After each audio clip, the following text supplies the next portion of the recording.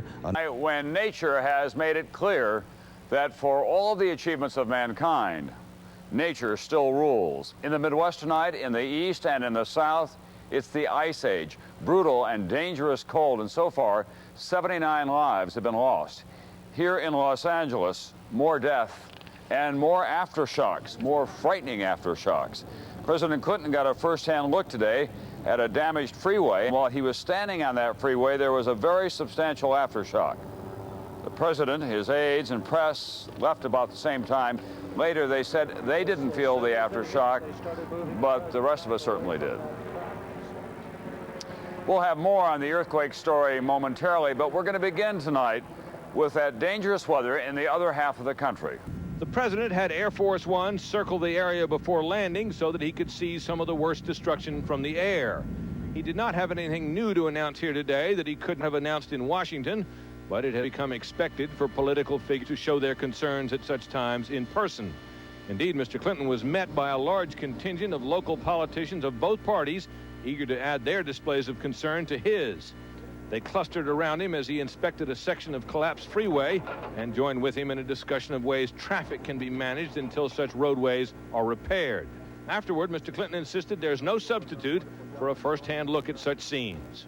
Actually standing here and looking at it, looking at the size of these highways and thinking that in a matter of just a few seconds, all that massive amount of construction could be moved around like a piece of paper. It's amazing. It did not seem to matter to the politicians here that Mr. Clinton's visit meant even more blocked-off highways than before, and it didn't seem to matter to the people either. They gathered along his motorcade route eager to see him. This state is central to Mr. Clinton's re-election prospects, and he stopped 3 times to plunge into the crowds. Later, in a meeting with local officials in a Burbank airport hangar, Mr. Clinton announced a total of $140 million in federal money for business loans and highway and building repair. We have no intention, none, of letting this be a short-term thing. We will stay with you until this job is finished. That may be too damaged to reopen. 500 more are just plain damaged. It's going to be a month before they get back in this one. Months for every area hurt by the quake.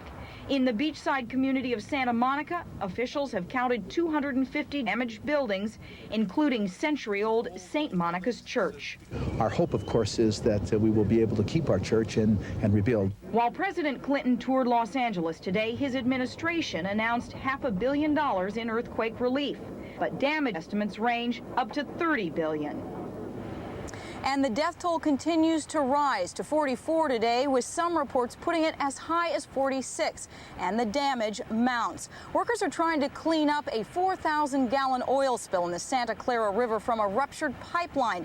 And in the San Fernando Valley, the wall of a 6-story office building collapsed, but no one was injured. Dan? Thanks, Andrew. Demolition crews are working around the clock to remove the collapsed sections of roadway, such as the one behind me here, all around Southern California. For perspective, you may want to consider that there are approximately 24,000 bridges and other highway structures, such as this one, leaping and soaring like birds or ballerinas, crisscrossing the whole state of California. One way to look at a quake, of course, is to focus on the bridges, such as this one, that fall. But another way to focus is to look at the bridges that stand and will keep standing, as each quake teaches us more how to prepare ourselves for the next.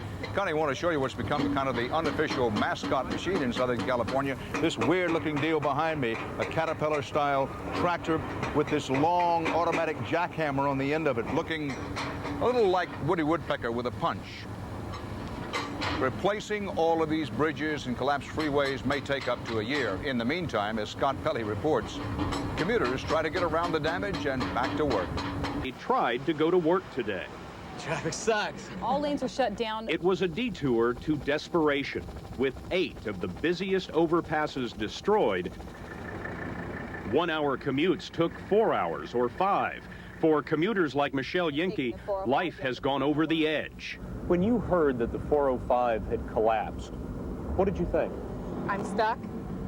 I'm stuck and She already decided to leave her suburban home and move in with the in-laws in the city. We just bought a beautiful house out there, and we're not going to be able to stay there. For Michelle and millions of other commuters, things are only getting worse. Engineers are only now discovering cracks in bridges that they thought were okay, and continual, relentless aftershocks are closing even more roads. Rock slides are cutting off drivers in mid-commute. Technically, it's open at 2:30. We have to get it anyway. Traffic planners can't keep up. That they can see through the bridge deck. Underneath. Holy smokes. So, It's enough to force Angelenos to the unthinkable. I'm under duress. Taking train.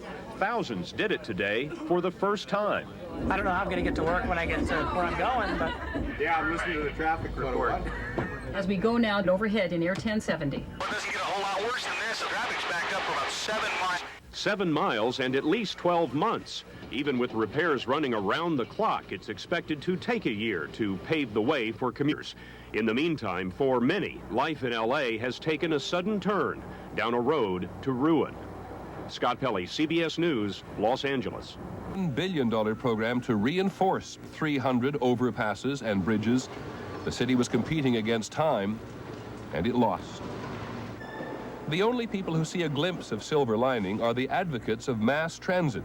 Many people are sampling public transportation for the first time. Even though my husband took the freeway this morning, I took the train in. Los Angeles lags in mass transit behind every other major city in the country. Millions of people who need it now don't even know how to use it. Meanwhile, there is what the Los Angeles Times referred to today as the commute from hell. We'll have some of the day's other news in just a moment. News from the East and the Midwest today, where they are living in the deep freeze. And if you're wondering, yes, for the woman who was sleeping in that bedroom, the earthquake was a rude wake-up call, but she escaped without injury. However, she is still just getting over the shock. I'll have more on the earthquake later in the program. See, Kerrigan was practicing. The affidavit continues, quote, Eckhart also said Gillooly told him that Harding was concerned about having made these phone calls and had stated that in the event she was ever questioned about them, she would say she had made those calls in an effort to get Kerrigan to sign a poster for a fan of Harding's. The alleged attacker, Stantz, told investigators he could never get close to Kerrigan in Boston, but finally got his chance in Detroit. Late today, the response from Harding's defense team.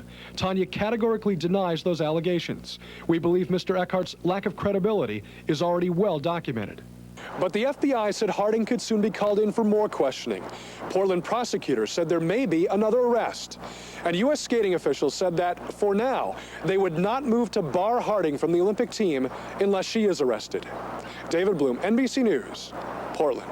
Released on bail today. The again, off-again relationship between Gillooly and Harding, off again. Harding says, she says breaking up will allow her to concentrate on preparing for the Olympics. Who lived here came back to salvage what they could. And just try and keep the remainder of your possessions. I mean, but they are things, and like I said, we've got our lives, and you just sort of pick up and move on from here. The residents had to take turns going in. Gotta go, ladies. And were given 15 minutes to grab what they could. The shaky building they once called home was ready for the wrecking ball. This woman who lived here 20 years was having trouble dealing with it. Brant Feldman, who lived here just a short time, was in Hawaii when the quake hit, but today came back for his stuff. It's just like a bomb hit everything. And I don't know what the hell to say. 6 with the finding of a woman's body in Studio City. It's in her home, believed to be her home on Sunswept Drive in Studio City, and the fire department says they believe that the woman is a 69-year-old woman who has been missing since the earthquake hit on Monday morning. So the dark side. On Hollywood Boulevard, there may still be stars, but now they share the sidewalk with the National Guard, the homeless, and the disillusioned tourists. There's a lot more violence here than there is back home. People are unhappy. People don't have jobs, and it's hard. When they show it on TV, it's people running on the beach having fun. California has become disappointing, too, for the people who live here. Once you see one star, you see them all. For us, California Dream, it's dead because we don't live it. Well, hey, hi, how we doing tonight? For the troubled people who live on these streets, there is a longing for a vanished way of life. California ain't gonna never get back like it used to be. If another earthquake is going to be the rise or something, I'm going to leave too. For many natives, California has become a state of confusion. It is the best of times that suddenly overnight can become the worst of times. And the dilemma is whether to leave it or love it. In my opinion, it's still a dream. There's opportunity that has to be taken advantage of in California. On the scorched hills above Malibu, maybe it'll scare some people away. Paul Kears hasn't given up. When you look around and all you see is rubble, but what you don't see is what was here before and what will be here again. I love it here. It's so beautiful. For April and Carl Cam, there's just so much chaos and catastrophe going on. Despite fires and floods, there is no place like this California home. Now, it's amazing how beautiful this place is with so much disaster and suffering associated with it. And it really shows you that if you want to live here, you have to pay the price. For many people here, that high price is life on the edge. Just one spark or one tremor away from disaster. But growing here too, reason for hope. In Los Angeles, Bob McNamara for Eye on America.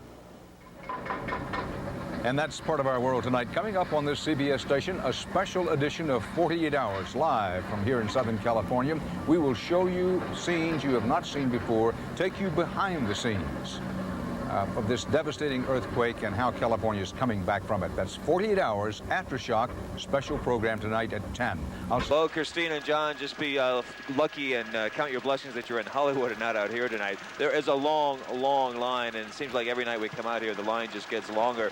As Bernard Gonzalez was showing us about an hour or so ago from the ground, there is a long bumper-to-bumper wait here through this pass. There are several points, several checkpoints almost, where everyone just comes to an absolute halt.